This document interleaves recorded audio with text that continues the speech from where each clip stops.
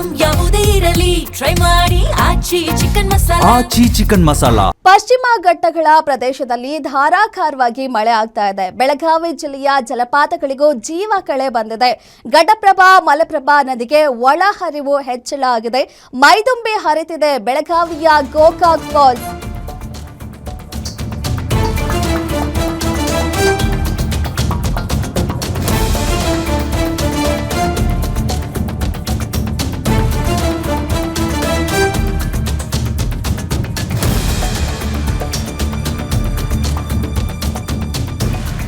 ಪಶ್ಚಿಮ ಘಟ್ಟಗಳ ಪ್ರದೇಶಗಳಲ್ಲಿ ಧಾರಾಕಾರವಾಗಿ ಮಳೆ ಆಗ್ತಿದೆ. ಬೆಳಗಾವಿ ಜಿಲ್ಲೆಯ ಜಲಪಾತಗಳಿಗೂ ಕೂಡ ಜೀವ ಕಳೆ ಬಂದಿದೆ. ಘಟಪ್ರಭಾ ಮಲಪ್ರಭಾ ನದಿಗೆ ಒಳಹರಿವು ಹೆಚ್ಚಳ ಆಗಿದೆ. ಇದರಿಂದಾಗಿ ಮೈದುಂಬಿ ಹರಿತಿದೆ ಬೆಳಗಾವಿಯ ಗೋಕಾಕ್ ಫಾಲ್ಸ್. ಭಾರತದ ನಯಾಗ್ರಾ ಫಾಲ್ಸ್ ಅಂತಾನೆ ಈ ಗೋಕಾಕ್ ಫಾಲ್ಸ್ ಖ್ಯಾತಿ ಪಡೆದಿದೆ.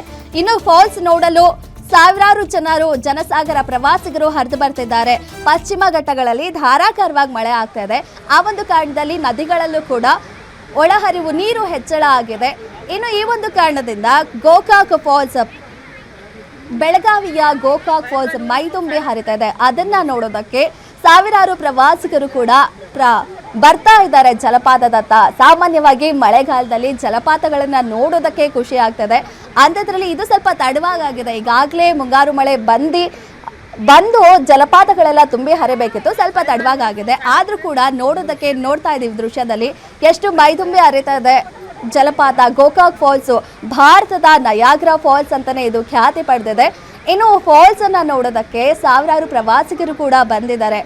ನೋಡ್ಬೋದು ನಾವು ದೃಶ್ಯದಲ್ಲೂ ಎಷ್ಟು ರಮಣೀಯವಾಗಿದೆ. ಆ ಜಲಪಾತದಲ್ಲಿ ನದಿ ನೀರು ಒಳಹರಿವು ಹೆಚ್ಚಾದಾಗ ಉಕ್ಕಿ ಹರಿಯೋದನ್ನ ನೋಡೋದಕ್ಕೆ ಒಂಥರ ಅದ್ಭುತವಾಗಿರುತ್ತೆ.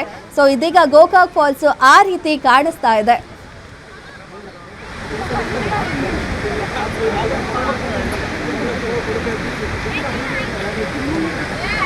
ಸಾಹೇಬ್ರ ನೀವು ಒಂದು ಸ್ವಲ್ಪ ಸೈಡ್ ಆಗ್ತೀರಿ.